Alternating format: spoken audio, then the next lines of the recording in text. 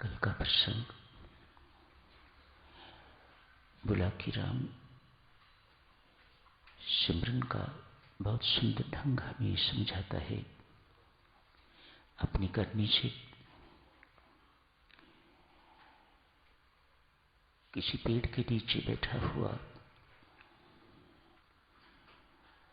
आंख बंद किए हुए ध्यानस्थ है और ध्यान में संतों महात्माओं को भोजन करवा रहा है। संतों महात्माओं की सेवा अर्थात परमात्मा की सेवा, परमात्मा का कर्म। तो सिमरन हो गया, पूजा अपने आप हो गई। इसी पद्धति को मानसिक पूजा कहा जाता है। सो बुल्ले शाह के अनुसार मानसिक पूजा सिमरन का एक सुंदर ढंग। सिमरन मानसिक पूजा का एक सुंदर ढंग, दोनों तरफ से।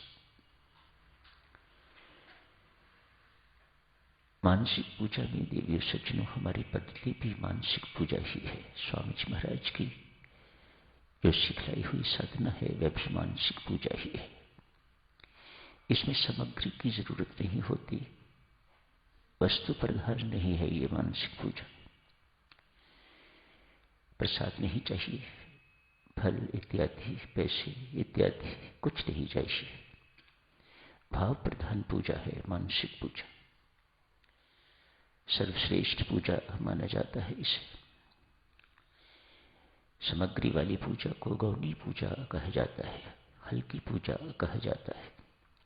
मानसिक पूजा को सर्वश्रेष्ठ पूजा कहा जाता है। कल जाप का शुभारंभ ध्यान से होगा। कल जाप होगा तो उसका शुभारंभ हम ध्यान से करेंगे। तो उस समय आप मानसिक पूजा का अभ्यास शुरू कर सकते हैं। कल्पना कीजिएगा कि आपका आज मन कर रहा है कि भगवान के श्री चरणों में फूल आजकल बहुत हैं, सुंदर फूल अर्पित किए जाएं। आपके मन में इच्छा जागृत हो रही है, संकल्प उठा कहीं से बेस्ट गुलाब के फूल मिल जाएं तो आज भगवान के श्री चरणों में अर्पित किए जाएं। आप ध्यानस्थ हैं, आपकी आंखें बंद हैं, उसी वक्त संकल्प उठा तो क्या करना होगा? आपको ये यदि लगता है कि राष्ट्रपति भवन में बहुत अच्छे फूल हैं तो वहीं बैठे बैठे जाइए, वहां जाके जितने भी अच्छे अच्छे फूल हैं, ढेर सारे फूल तोड़ लीजिए। घर से एक टोकरी ले जाइएगा, सब काल्पनिक।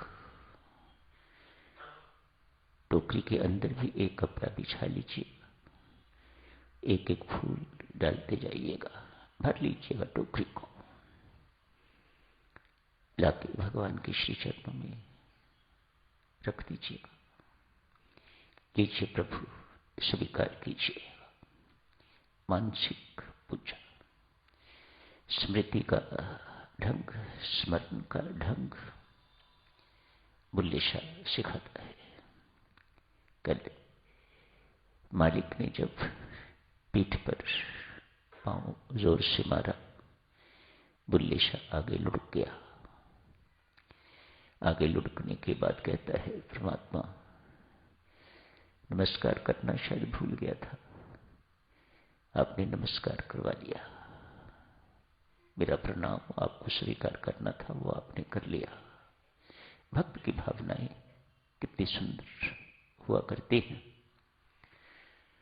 मालिक की ओर देख के कहता है, मालिक आप ही बताओ, मैं तो आपके टुकड़ों पर पलता हूं।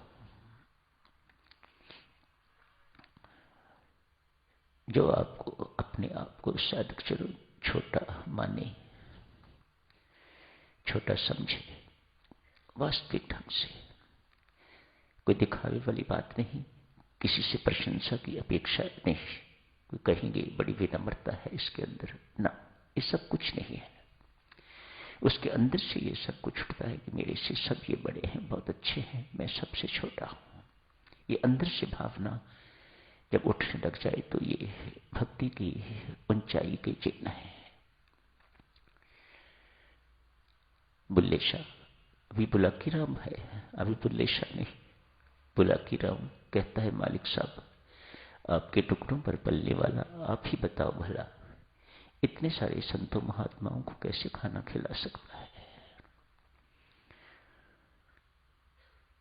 दही परोस रहा था, सब मानसिक मंच में, भला इतने बड़े संतों महात्माओं को मैं कैसे खाना खिला सकता था। दही परोस रहा था, कम पड़ गया, अच्छे समय पर आपने टांग मार दी, मेरा सारा स्वप्न टूट गया। कहते हैं साधु, ये मालिक बुलाकी राम का नौकर बन गया, शिष्य बन गया। बुलाकी राम बुल्ले शाह बन गया, ये बुल्ले शाह का शिष्य बन गया। सारी जिंदगी भर बुल्ले शाह के पांव दबाता रहा। बुल्ले शाह बार बार कहते, भाई मेरे पांव में कोई दर्द नहीं, कोई तकलीफ नहीं, क्यों मेरे पांव दबाते हो। कहता, ये पांव एक दफा तिरस्कार करने के लिए तेरे ऊपर उठा था, उसी का पश्चाताप कर रहा हूं, उसी का प्रायश्चित कर रहा हूं, मुझे मत रोकिए, अन्यथा ये पाप सदा मेरे सिर पर रहेगा कि मैंने एक गुरु को टांग मारी थी, एक भक्त को अपना पांव मारा था। मानसिक पूजा देवी सज्जनों बहुत उच्च पूजा है। यदि आप अभ्यास करते हो इसका तो बहुत सुंदर, नहीं तो कल से शुरू करना, करते रहना। सामग्री तो हर कोई अफोर्ड नहीं कर सकता, बिन पैसे की पूजा, ये मानसिक पूजा भक्ति। आज के प्रसंग में एक तापस, मुनि, ज्ञानी, ये सब शब्द स्वामी जी महाराज ने इनके लिए प्रयोग किए हैं। साथ ही अभिमानी भी कहा है।